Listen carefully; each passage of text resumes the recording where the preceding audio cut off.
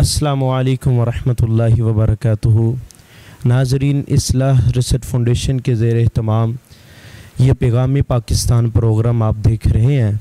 ہمارے ساتھ جو شخصیت موجود ہے وہ کسی تعارف کی ویسے تو محتاج نہیں، لیکن پھر بھی میں تعارف کروا دیتا ہوں۔ محترم جناب پروفیسر ڈاکٹر نثار مصطفیٰ حافظ اللہ تعالی ہمارے ساتھ موجود ہیں۔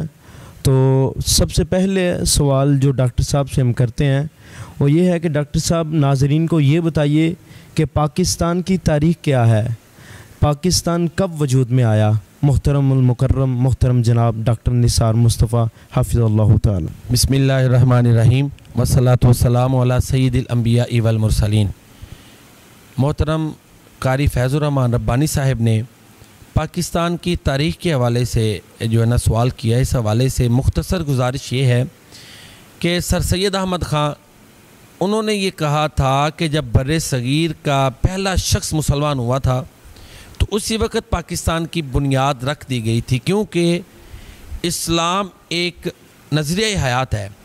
تو اس نظریہ حیات پر چلنے والا شخص جو ہے اس کی سوچ، اس کا لائف سٹائل، اس کی زندگی، اس کا گزران بالکل مختلف ہو جاتا ہے۔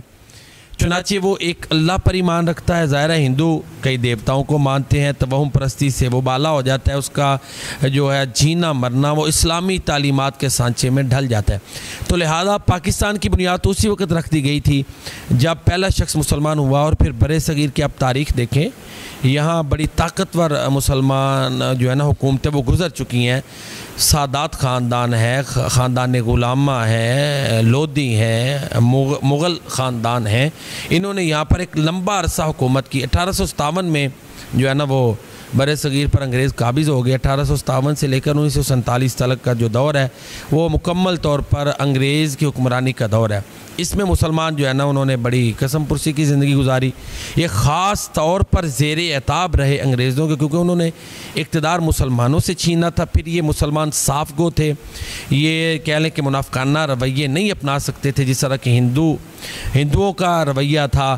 تو مسلمان سادہ لو تھے، یہ اسٹیٹ فارورڈ تھے، اس لیے ان کو بڑی مشکلات کا سامنا کرنا پڑا۔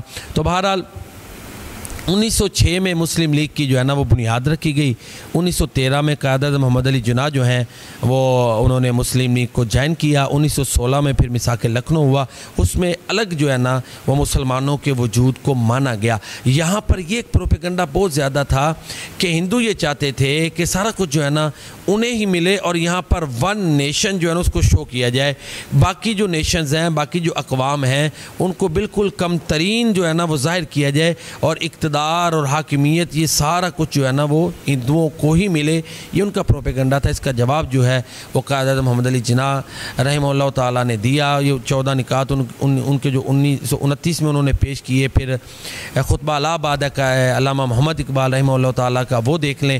تو اس طرح پاکستان کی تاریخ جو ہے نا وہ ہمیں بنتی ہوئی نظر آتی ہے۔ پھر 1940 میں جو ہے نا وہ بالکل جو ہے نا واضح طور پر منزل کا تعین ہو گیا کہ جو ہے نا وہ قرارداد پاکستان کے نام سے جو ہے نا وہ قرارداد پاس ہوئی کہ ہم پاکستان بنا کر رہیں گے۔ اور محترم سامعین، پاکستان کی تاریخ اتنی خوشگوار نہیں ہے۔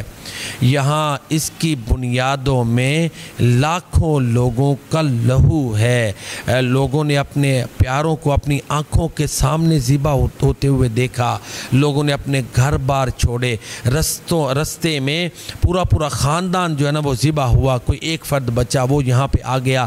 تو اس طرح جو اس کی جو بنیاد ہے اس میں لاکھوں شہادتیں جو ہے نا ان کا خون شامل ہے۔ پھر اس طرح یہ نئی صبح، نیا روشن پاکستان جو ہے نا وہ 1947 14 اگست 1947 کو مارز وجود میں آیا۔ تو یہ پاکستان کی مختصر تاریخ ہے، یہ قربانیوں سے بھری پڑی ہے۔ اس کی تاریخ جو ہے وہ ایک سیاسی جد و جہد کے نتیجے میں ہے۔ قائد اعظم محمد علی جناح اور ان کی ٹیم کی ایک کوشش ہے جس کے نتیجے میں یہ پاکستان مارز وجود میں آیا۔ اس کی بنیاد کلمہ طیبہ ہے، اور جس طرح کہ سر سید احمد خان نے کہا تھا کہ جب پہلا شخص مسلمان ہوا تو اس طرح جو ہے وہ پاکستان کی بنیاد رکھ دی گئی۔ تو محترم سامعین، یہ وہ تاریخی حقائق ہیں جو میں نے آپ کے سامنے رکھے۔ تو قاری صاحب، یہ پاکستان کی تاریخ ہے۔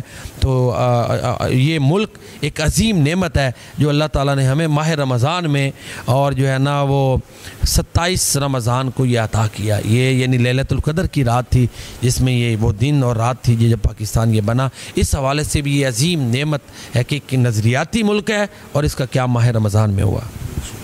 اچھا ڈاکٹر صاحب، دوسرا سوال یہ ہے کہ پاکستان کی معاشی مشکلات کا حل کیا ہے؟ کہ جو ہمارے ہاں مشکلات ہیں معاشی طور پر، اس کا حل ہمارے ناظرین کو ذرا بتائیے کہ دن بدن مشکلات بڑھتی جا رہی ہیں، تو اس کا حل قرآن و احادیث کے حوالے سے ذرا تھوڑا بتائیے گا، جزاکم اللہ۔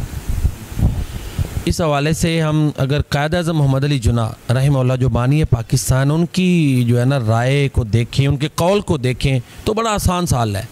انہوں نے اسٹیٹ بینک کا افتتاح کرتے ہوئے یہ کہا تھا کہ مغرب کے معاشی نظام نے دنیا کے لیے بڑی مشکلات پیدا کی ہیں، اور دنیا کی مشکلات دور کرنے میں اسلام کا معاشی نظام جو ہے وہ بنیادی کردار ادا کر سکتا ہے۔ تو لہٰذا اسلامک اکنامک سسٹم، اسلامی معاشی نظام جو ہے وہی ہماری مشکلات کا حل ہے۔ ہمارے اندر جو کمیاں اس حوالے سے ہیں، وہ جو ارباب اقتدار لوگ ہیں، ظاہر ہے انہوں نے اس پر عمل کرنا ہے اور اس کو لے کر چلنا ہے۔ اور اس طرح کی اب جو ہے نا وہ نظریات اور جو ہے نا کہہ لیں کہ اس طرح کی فضا سننے میں مل رہی ہے کہ ہمیں جو ہے نا اپنے معاشی نظام کو جو ہے نا اسلام کے مطابق ڈھالنا چاہیے۔ اور یہ اس وقت قائد اعظم محمد علی جناح نے بھی فرما دیا تھا کہ دنیا، یہ نہیں صرف پاکستان، دنیا میں جو معاشی مشکلات ہیں اور دنیا جن معاشی مشکلات سے دوچار ہے، ان کا حل صرف اور صرف اسلامی معاشی نظام میں موجود ہے۔ جی آخری سوال ناظرین ہم ڈاکٹر صاحب سے کرتے ہیں، اور بہت امپورٹنٹ سوال ہے، بہت قیمتی ہے، کہ پاکستان کی بنیاد کیا لا الہ الا اللہ محمد رسول اللہ صلی اللہ علیہ وسلم پر بنی؟ ڈاکٹر صاحب سے ہم یہ پوچھتے ہیں۔ ہاں جی، جب پاکستان جو ہے نا وہ بننے کے مراحل میں تھا تو اس وقت جو ہمارے بر صغیر کے مسلمانوں کا سلوگن اور نعرہ تھا وہ یہی تھا کہ پاکستان کا مطلب کیا، لا الہ الا اللہ۔ تو اسی بنیاد پہ دو قومی نظریہ آپ دیکھیں نا، اس کو بنیاد بنایا گیا۔ اور یہ دو قومی نظریہ جو نا ٹو نیشن تھیوری، یہ ہمیں اس قرآن کریم سے ملتی ہے۔ لکم دینکم ولی دین، سورہ کافرون میں یہ پیغام موجود ہے۔ تو لہٰذا پاکستان صرف اس لیے نہیں بنا تھا کہ ایک خطہ حاصل کر لیں اور جس طرح کوئی مرضی چاہے جو ہے وہ اپنی زندگی گزارے۔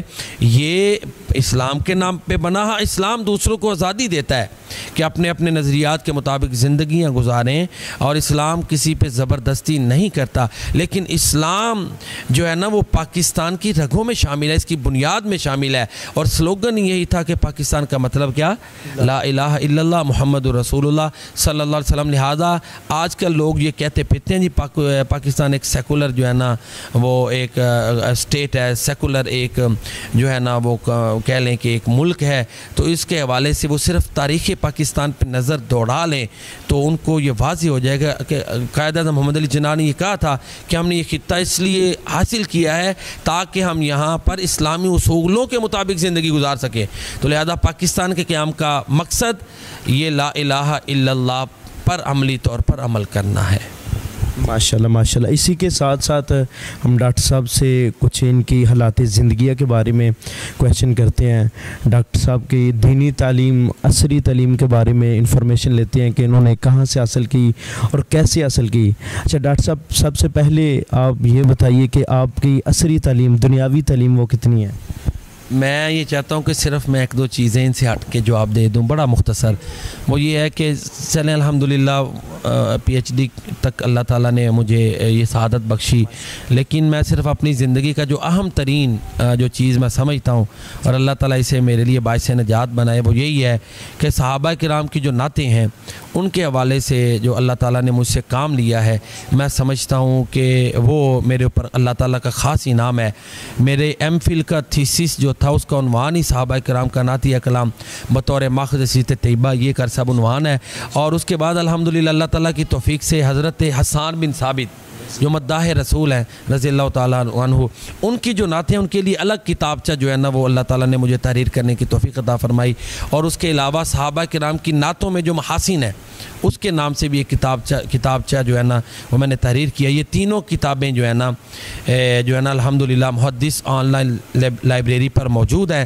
تو یہ میں سمجھتا ہوں کہ اس حوالے سے میرا یہی سامعین کے لیے پیغام ہے، یہ گزارش ہے کہ ان کو پڑھیں۔ میری خواہش ہے، میں بڑی محفلوں میں سب کہتا ہوں کہ ہمارے ہاں یہاں نعت گوئی کا بڑا ایک رجحان ہے، تو اس حوالے سے یہ ہے کہ صحابہ کرام کی نعتیں قرآن کرام یاد کریں اور پڑھیں، اور جو ہمارے بر صغیر میں جو نعت کا مزاج ہے نا، صحابہ کرام کا مزاج جو ہے نا اس سے مختلف ہمیں نظر آتا ہے، تو ہمیں صحابہ کرام کو فالو کرنا چاہیے، کیونکہ ہمیں جو ہے نا وہ اللہ کے پیارے نبی صلی اللہ علیہ وسلم نے فرمایا کہ میرے طریقے اور خلفاء راشدین کے طریقے کو اپناؤ، اور اس طرح قرآن میں بھی اللہ فرماتا ہے کہ اگر تم اس طرح ایمان لاؤ جس طرح یہ صحابہ ایمان لائے ہیں تو پھر تم ہدایت یافتہ ہو۔ اچھا ڈاکٹر صاحب، وہ جو آپ نے خطبات بھی لکھے ہیں وہ بھی ناظرین کو بتائیے۔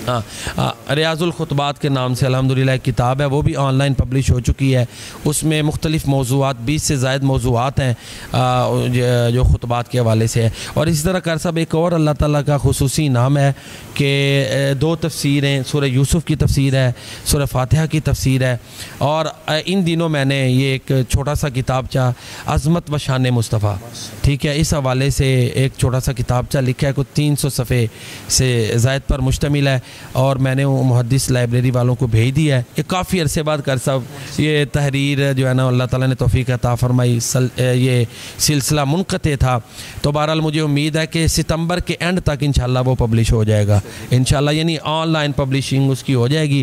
محدث لائبریری میں ہارڈ پبلشنگ کے لیے کہہ لیں کہ وسائل کی کچھ کمی ہے، تو اس ضمن میں محدث لائبریری والوں کو بھی شکریہ ادا کرتا ہوں کہ تقریباً 7 کتابیں انہوں نے میری وہاں پہ پبلش کی ہیں، اور اس کا فائدہ یہ ہے کہ آن لائن دنیا کے کسی خطے میں بھی آپ ان کی ڈاؤن لوڈ کر کے یہ آن لائن اسٹڈی کر سکتے ہیں۔ جی شکریہ کر صاحب، جزاک اللہ خیر۔ ناظرین کو یہ بتائیے دینی تعلیم کہاں سے حاصل کی، اور آپ کے اساتذہ میں کوئی ایسا ہاں جی چلیں الحمدللہ، میں نے حفظ تو یہاں پر ہی کیا تھا جامع مسجد محمدی اگوکی میں، جہاں میں خطیب ہوں، اللہ تعالیٰ کام لے رہے ہیں۔ اس کے بعد حفظ کا سلسلہ جو ہے نا کہہ لیں کہ تجوید کا سلسلہ جاری رہا۔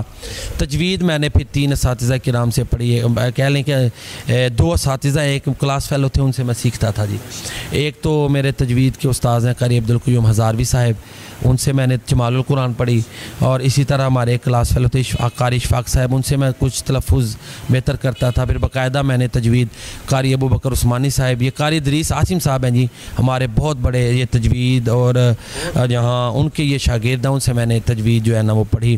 اسی طرح پھر درس نظامی میں نے مختلف اساتذہ کرام سے استفادہ کیا، مولانا محمد علی جانباز رحمہ اللہ تعالی، مولانا طاہر اشرف، قاری عبدالقیوم صاحب، اسی طرح جو ہے نا مولانا ثناء اللہ زاہدی، اور اسی طرح اور بڑے عظیم اساتذہ کرام، حافظ عبد المنان نور پوری رحمہ اللہ تعالی، مولانا عبدالحمید ہزاروی، مولانا محمد رفیق، اور اس کے علاوہ اور بھی کافی اساتذہ کرام سے میں نے استفادہ کیا۔ پھر دائرہ ایم فل اور پی ایچ ڈی جب کی ہے تو وہاں پر بھی ہمارے اساتذہ کرام جن سے ہم نے پڑھا وہ مسلمان اساتذہ جو تھے ان سے بھی استفادہ کیا، تو اس طرح ایک لمبا عرصہ جو ہے نا وہ پڑھنے کا سلسلہ کہ مولانا عبد المنان راسخ اللہ تعالیٰ آپ سے ایک کلاس پیچھے تھے یا آگے تھے؟ ایک وقت ہے کہ وہ ایک کلاس پیچھے تھے، پھر ہمارے کلاس فیلو بھی ہوئے، وہ صادقہ آباد گیا تو وہاں تھوڑی دیر ہم نے پڑھا بھی، تو میرے وہ کلاس فیلو ہیں۔ اسی طرح اور بھی حامد چٹھا صاحب ہیں، وہ بھی اسی طرح وہ بہت بڑے رائٹر ہیں، عبدالقہار محسن صاحب ہیں، وہ بھی ایک مصنف ہیں، وہ بھی میرے کلاس فیلو ہیں۔ اس طرح اللہ کا شکر ہے کہ کافی میرے کلاس فیلوز جو ہیں۔ آپ کا وہ بستہ ہے یعنی ریگولر تعلیم تو میری دینی ہے، باقی جو دنیاوی تعلیم ہے یہ اللہ کا خاص فضل ہے، میں نے ساری پرائیویٹ حاصل کی ہے۔ دوسری سے میں نے چھوڑا تھا، پھر اللہ تعالیٰ مجھے پی ایچ ڈی تک لے گئے، میٹرک کا میں نے پرائیویٹ امتحان دیا، تو اس طرح اللہ کا شکر ہے کہ چلیں اللہ تعالیٰ نے مجھے عطا کیا، شکریہ۔ ناظرین یہ تھے ڈاکٹر حافظ محمد نثار مصطفیٰ صاحب حفظ اللہ تعالی، ان کا میں شکریہ ادا کرتا ہوں اپنے پیغام پاکستان کے پروگرام میں، اور اپنے بھائی فیض الرحمن ربانی کو دعا میں یاد رکھیے۔ اللہ